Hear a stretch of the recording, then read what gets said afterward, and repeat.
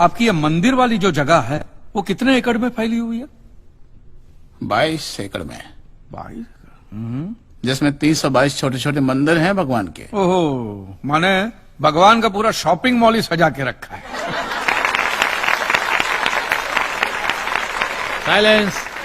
और इन सारे मंदिरों में भगवान की सेवा के लिए 142 पुजारी हैं, समझा? आपके मंदिर के बाहर भिखारी कितने बैठते हो पता है आपको? क्या? भिखारी भिखारी अंदर की 320 मूर्तियां, 142 पुजारी याद है आपको, लेकिन आप ही के मंदिर के बाहर बरसों से कितने भिखारी बैठते हो याद है आपको? मिलॉर्ड, इनके मंदिर के बाहर जो भिखारी बैठते हो उसमें से किसी को भी मंदिर के अंदर एंट्री नहीं। अब धूप हो बारिश हो बाहर सड़ते रहने का, अंदर पैर नहीं रखने का। ना मत कहना, ना मत कहना, ये आप ही के मंदिर के पुजारी ने मुझे बताया था। उसने तो मुझे ये भी बताया था महाराज कि कांजी भाई, ये केस अगर आपको जीतना है ना भैया तो हर सोमवार को आइए। तो मैंने पूछा मिलॉर्ड कि मैं कहाँ हूं? तो कहते हैं शिव जी के मंदिर में आइए और 1 लोटा दूध चढ़ाइए, फिर देखिए। मैंने बोला ठीक है, ये भी करके देख लेते। तो मिलॉर्ड में पहुंच गया मंडे को दूध का लोटा लेकर। ये लंबी लाइन लगी, सबके सब हाथ में लोटा पकड़ के खड़े हुए थे ऐसे। मैंने सोचा अंदर जरूर कोई दूध पीने वाला होगा, वरना ये सबके सब गधे थोड़ी है जो ऐसे लोटा पकड़ के लाइन में खड़े। मेरा नंबर है, मैं अंदर गया, अंदर कोई नहीं था दूध पीने वाला, कोई नहीं। बीच में वो काला पत्थर पड़ा हुआ था, उसे शिवलिंग कहते हैं मूर्ख। हाँ शिवलिंग पड़ा हुआ था, और वो पत्थर मिलो, वो पत्थर दूध था। और वो पत्थर के बिल्कुल बगल में से छोटी सी पतली सी नाली में से वो सारा दूध बाहर की ओर जा रहा। मैंने बोला कि यस, बाहर तो कोई खड़ा ही खड़ा होगा दूध पीने वाला। देखा बाहर भी कोई नहीं था। वो सारा दूध मिलो उस नाली से निकलकर बाहर गटर में जा रहा, टोटल वेस्ट। और वो गटर को लग के एक भिखारी खड़ा हुआ था, बेचारा 4-5 दिन का भूखा होगा महाराज, भूख के मारे वो कांप रहा था। उसको शायद ये दूध ही पीना था, लेकिन गटर में से कैसे? तो उस भिखारी को मैंने मेरा दूध का लोटा दे दिया, और दूध पीकर उसने मुझसे क्या कहा पता है? भगवान तेरा भला करे।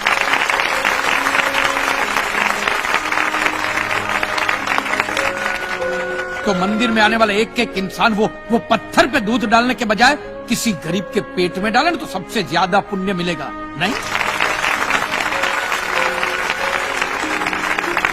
और हाँ मौलवी साहब, किसी दरगाह पे फूलों की चादर उड़ाने के बजाय किसी नंगे फकीर के बदन पे कपड़ों की चादर उड़ाई जाए ना, तो अल्लाह को बहुत खुशी मिलेगी। और जीसस के सामने मोमबत्तियां जलाने से अच्छा है किसी गरीब की झोंपड़ी में जलाइए, तो उसके घर में कभी अंधेरा नहीं होगा।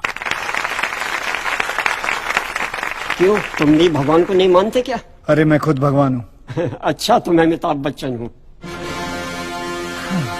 देखो कांजी, दूध, चद्दर, मोमबत्ती ये सब चढ़ाना एक प्रथा है।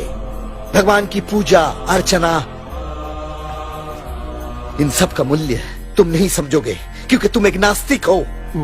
जगत की मोह माया से तुम अभी तक मुक्त नहीं हुए। आप तो हो गए हो ना, आप तो बिल्कुल मोक्ष के दरवाजे पे खड़े हो। तो ये जो रीति रिवाज के नाम पे ढोंग चलते उनको बंद करवाइए ना महाराज। शनिवार को हनुमान जी की मूर्ति पे कितना तेल बर्बाद होता है पता है आपको? लोग 2 रुपये के 5 रुपए के सिक्के यूं करके मूर्ति पे चिपकाते हैं। हनुमान जी इन सारे चिल्लर का क्या करेंगे? कांजी भाई बिल्कुल ठीक कह रहे हैं। साईं बाबा अपनी पूरी जिंदगी गरीबों के लिए और गरीबी में जिए। जब तक वो जिंदा रहे तेल की एक एक बूंद के लिए दर बदर भटकते रहे, और आज उनके मरने के बाद उनके लिए करोड़ों का सिंहासन, सोने का मुकुट, किसके लिए बताइए महाराज। एक बात बताइए, जो भी भक्त भगवान की श्रद्धा से सच्चे दिल से भक्ति करता है, उस पर तो उस परम कृपालु की कृपा दृष्टि रहती है ना? रहती है ना? आया ना? तो चलिए महाराज, मुझे ये बताइए कि अमरनाथ और वैष्णो देवी की यात्रा पे जाती हुई बस नीचे खाई में क्यों गिर जाती? वो तो भगवान की भक्ति के लिए जा रहे थे, श्रद्धा से भजन गाते गाते जा रहे थे, तो भगवान ने डायरेक्टली उनको ऊपर बुला लिया। और आप मुझे एक गाड़ी ऐसी बताइए जिसका एक्सीडेंट हुआ हो और जिसके अंदर भगवान की मूर्ति या फोटोग्राफ ना हो। बताइए। I object my Lord. From day 1 ये आदमी बातों को यूं गोल गोल घुमा रहा है। मिस्टर कांजी, ये कोई डिबेट नहीं है अच्छे बुरे की, ये कोर्ट है और यहां प्रूफ चलता है। और हमारे पास प्रूफ है, इंश्योरेंस पेपर्स पर आपके सिग्नेचर्स। इसलिए लीगली आपको कोई हक नहीं बनता इंश्योरेंस कंपनी से पैसे और मांगने जहां तक हमारा प्रश्न है, बीमा कंपनी के नियमों को हम नहीं मानते। अगर उन्होंने लिख दिया कि भूकंप जज साहब ने करवाया है, तो क्या जज साहब पैसे देंगे? इसी तरह पॉलिसी में भगवान का नाम लिख देने से भगवान पैसे देने के लिए प्रतिबद्ध नहीं होते। अगर आप चाहते कि भगवान आपके पैसे लौटा दे, तो ये प्रूफ करो कि ये भूकंप भगवान ने किया है, किया ही है ना। इन राइटिंग है, कहीं लिखा हुआ तुम्हारे पास है? Any proof? मिलॉर्ड, ये mister kanji, court of law में सिर्फ दलीलों पर फैसले नहीं होते। आपकी दलीलें, आपके आर्गुमेंट्स आम जनता के लिए कितने भी वैलिड क्यों ना हो, लेकिन अगर आप उन्हें साबित नहीं कर सकते हैं तो उनका कोई मतलब नहीं। आपके पास कोई सबूत है? You may please proceed. Your honour, इससे पहले कि मिस्टर कांजी अपने तीखे और कटाक्ष भरे व्यूज बिना किसी रेफरेंस प्रदर्शित करें, मैं उनसे पूछना चाहता हूं कि उनके पास कोई प्रूफ है जिससे वो साबित कर सके कि उनकी दुकान भगवान ने गिराई है? मिलॉर्ड, अब जो सवाल मैं पूछने जा रहा हूं उसके लिए मुझे एक ज्ञानी पंडित की जरूरत है। तो आप मेरे जो भी कोई ज्ञानी पंडित है वो यहां पे आए, सिर्फ ज्ञानी आए, ज्ञानी। हाँ, आप बैठ जाइए।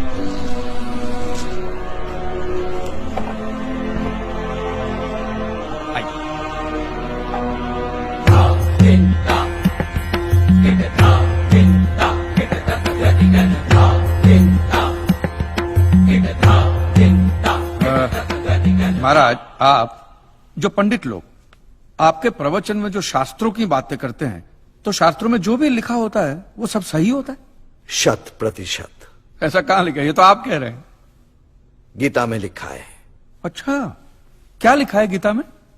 गीता के 4थे अध्याय का 40वां श्लोक, अज्ञस्य अश्रद्धानस्य संशयात्मा विनश्यति, नायम लोकस्ति ना परा ना सुखम संशयात्मना।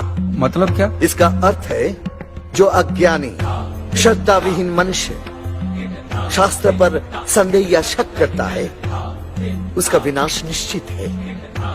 उसे भूलोक या परलोक कहीं भी शांति नहीं मिलती। समझा? ये बहुत इंटरेस्टिंग आइटम है। महाराज, आपको ये गीता में या शास्त्रों में कुछ भी समझ में आता है, हा?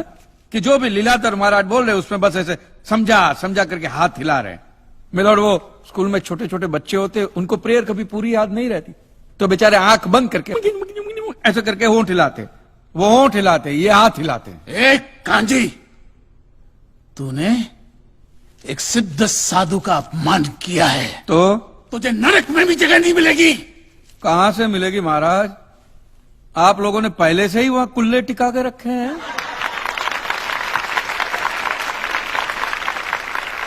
तेरा ये दुस्साहस नास्तिक!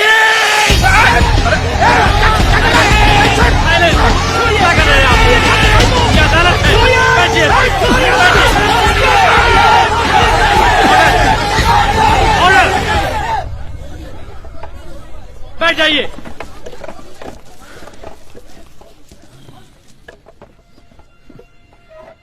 दुखेष्वनु द्विग्न मनः सुखेषु विगत स्पृह वितराग भय क्रोध स्थित धीर मुनि रुच्यते।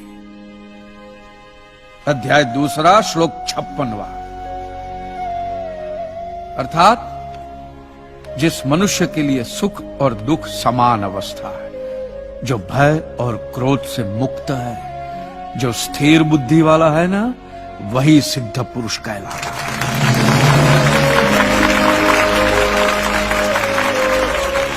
ये मुझे गीता सिखाएंगे? अरे ये क्या गीता सिखाएंगे मिलॉर्ड? इन लोगों की तो आईक्यू भी रूम टेम्परेचर से लो है। आपको 2 बात किया कही मैंने उकसाने के लिए, भड़काने के लिए, मुझे मारने चले हैं। ऐसी है आपकी सिद्धि सिद्धेश्वर? मिस्टर कांजी, उनकी सिद्धि क्या है, यह कोर्ट का मुद्दा नहीं है। कोर्ट का मुद्दा यह है कि आपकी दुकान किसने गिराई। भगवान ने गिराई है। ये आप फैसला सुना रहे। फैसला सुनाना जज साहब का काम है, आपका नहीं। आपको तो सिर्फ प्रूफ करना है कि उस दिन जो भूकंप आया वो भगवान की वजह से आया था, जो प्रूफ करना इम्पॉसिबल है। Relax relax relax, nothing is impossible.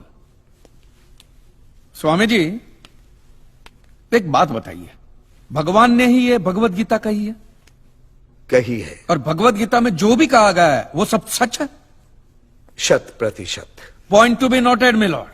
तो मुझे एक बात बताइए कि भगवान ने भगवत गीता के 9वें अध्याय के 8वें श्लोक में क्यों ऐसा कहा है कि पूरी सृष्टि का सर्जन मेरी इच्छा से हुआ, इसका विनाश भी मेरी इच्छा से होगा, ये पूरी सृष्टि मेरी इच्छा के अधीन है, इसके सर्जन और विनाश के लिए सिर्फ मैं और मैं ही जिम्मेदार हूं। और ये देखिए मिलॉर्ड, ये बाइबल में भी कहा गया है, Aiza chapter 54 verse 16 See, it is I who have created the smith who blows the fire of coals and produces a weapon fit for his purpose. I have also created the ravager to destroy. अब ये देखिए, ये कुरान शरीफ में भी है। सूरह जलजला 99 आयत 1 से 8 में भी लिखा है कि जब जमीन अपनी पूरी शिद्दत के साथ हिला डाली जाएगी और जमीन अपने अंदर के सारे बोझ को निकालकर बाहर डाल देगी और इंसान कहेगा कि ये उसको क्या हो रहा है, उस दिन वो अपने ऊपर बीते हालात बयां करेगी, क्योंकि तेरे रब ने उसे ऐसा करने का आदेश दिया होगा। रब ने।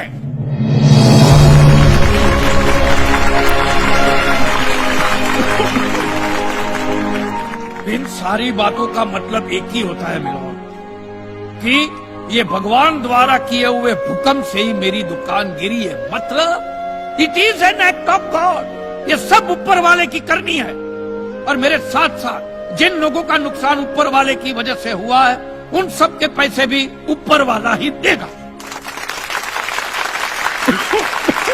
नहीं तो उनके collection agent. Your honour, mister Kanchi Leeladhar Swami को बातों में फंसा रहे हैं। सरदेसाई जी, क्या कर रहे हैं आप? अरे बोलने दो, बोलने दो। अगर ये प्रूव हो जाता है कि भगवान है तो हम लोग पैसा देने से बच जाएंगे। अच्छा, पूरा दोष अब आप हम पर थोपना चाहते हैं। अपनी स्कीम से बचने के लिए आप भगवान का नाम नहीं ले सकते, चुप कीजिए। क्योंकि भगवान पर सिर्फ हमारा कॉपीराइट है। कॉपीराइट? अरे 2 मंदिर क्या बनवा दिए? भगवान आपके बाप का मालूम है? खबरदार, हमारा संप्रदाय तुमको छोड़ेगा नहीं। क्या कर रहे हो? साइलेंस। रिलैक्स। आज तक तो मिलॉर्ड सिर्फ इतना ही सुनने में आया था कि भगवान की आरती होती है, आराधना होती है, यज्ञ वगैरह होता है। आज तो ये भी सुनने को मिल रहा है कि भगवान के कॉपीराइट भी होते हैं। भगवान के कॉपीराइट ऊपर वाले की ब्रांड बना दी है इन्होंने। आज मुझे विश्वास हो गया है कि भगवान नहीं है, बिल्कुल नहीं है, हो ही नहीं सकता, क्योंकि अगर वो होते तो उसने आप जैसे पाखंडियों को तो कब का उठा लिया होता। मुझे जो करना था वो मैंने साबित कर दिया है मिलोन। अब इसका पूरा फैसला